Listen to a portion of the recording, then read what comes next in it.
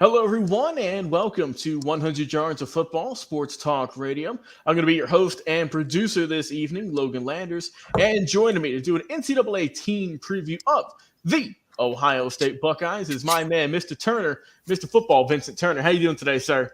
Hey, man, how you doing on this glorious Wednesday afternoon? I can't complain. I can't complain one bit, sir. It is great outside. The weather's cooperating just right. Birds are chirping. And I think I know why. It's because college football is almost back, Mr. Turner. We're right there. Just a few more short weeks, and we will be hearing the bands playing, the food being made, and college football will be back in session. But before we get started doing this Ohio State team preview, if you enjoyed the video, please like, comment, share, and of course, subscribe so you don't miss a single episode. We have thousands upon thousands of episodes with interviews we've had with coaches, players, scouts, you name it, we've had them on here. And of course, a lot of team previews, game previews, player profiles, you name it, we have it on the channel. And the way this is going to work out, of course, I will be handling the offense and Mr. Turner will be handling the defensive side of the ball. So without further ado, let's talk about the 2023 Ohio State Buckeyes. Well, it's going to be a different look for the Buckeyes this year. As we all know, C.J. Stroud is gone to the NFL, doing his thing. Hopefully he can continue his success with the Houston Texans.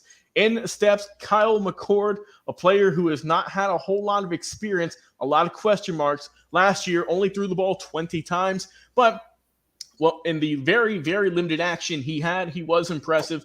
80% completion percentage, 9.5 average, the exact same as Stroud.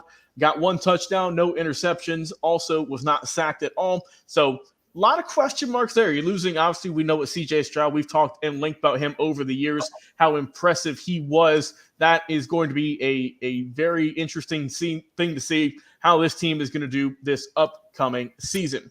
Now, let's go to some other parts of this team. We all know the running back. You're rolling in with Mayan Williamson as well as Travion Henderson. Both these gentlemen had tremendous seasons last year.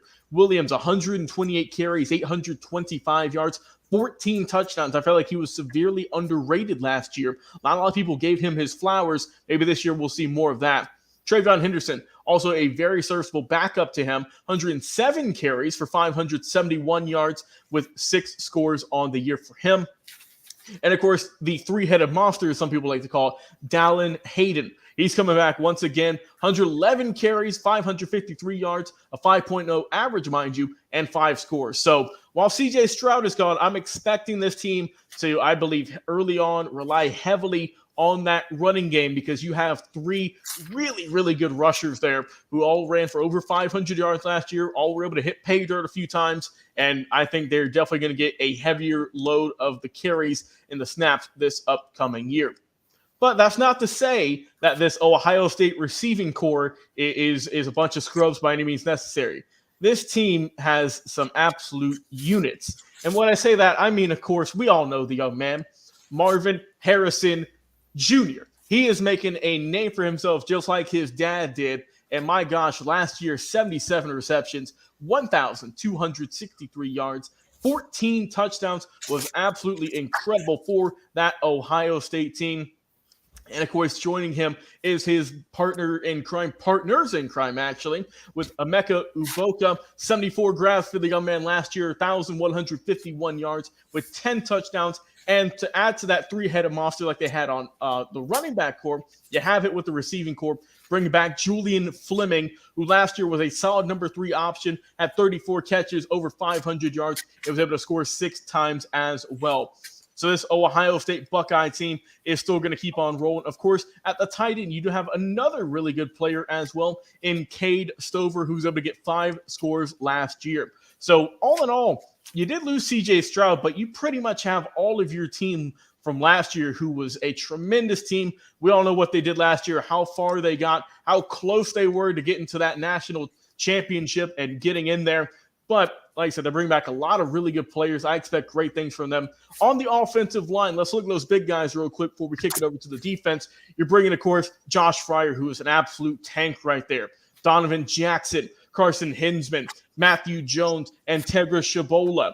All those gentlemen, they're going to be relied on, I believe, even more heavily this year, more so than last year. And I say that because when you have a young quarterback who's not had a lot of experience, you have to keep him upright, keep his confidence levels high, make sure that he is able to make plays. And I expect the Ohio State Buckeyes to have another really good season as long as all the guys who were on the team last year can continue their dominance. And we'll see how young Kyle McCord can do his first season as the starter for the Ohio State. Mr. Turner, what are your thoughts on the defense for this Buckeyes team coming into 2023? Well, when you look at Ohio State and you think about Woody Hayes and you think about the Ohio State Buckeyes defensively, you got to go all the way back to Jack Tatum, Mike Sensabaugh, Neil Cozy, Tim Fox, Tom Cousineau, Pepper Johnson, Chris Spellman, Mike Vabo, Dan Wilkerson, Antonio Winfield, Sean Springs, Damian Moore, A.J. Hawk, Randy Gradishaw, Billy Carpenter, Will Smith, Tim Anderson, and Jim Steelwagon. I thought last year the Buckeyes defense played pretty well under new defensive coordinator Jim Knowles, and they improved a lot. They was 13 in the nation in total defense, 24th in scoring. But when you think about Ohio State from the last two games of the year, the performance against Michigan and the performance against the University of Georgia here local in the Peach Bowl here in Atlanta, they gave up 43 points and they allowed 8 yards per play. Championship teams don't do that in big-time football games. But I like this Buckeyes defense to be a little better than last year. I like their D-line. Jack Sauer is a player. Tyler Williams is a player. Ty Hamilton is a player. Tyrone Malone, transfer coming over from Ole Miss, is solid. The strength of the team is at the linebacker position. Tommy Eckenberg, 120 tackles last year to lead the team in tackles. Steele Chambers, saw him play a lot of football locally here in Georgia. Young man had 77 tackles last year. And then Cody Simon is an excellent football player. And then in the secondary, they got an NFL corner. Remember this name, Denzel Burke, solid as a rock. And then at the safety position, Lampton Ransom and Mr. Josh Prochnow, 2 quality safeties. So I expect this Buckeye defense to be back like the 1968 Super Sophomores defense led by Jack Tatum. Jim Knowles is an excellent defensive coordinator, came on from Oklahoma State. And think about this, the Buckeyes were 13th in the nation in scoring. That was a hell of an improvement for that Buckeyes defense. 13th in the nation. Hey, the Buckeyes, Jim Knowles. Michigan, I know the Wolverines have been kind of chipping and talking, but this is going to be a very balanced Ohio State football team from head to toe.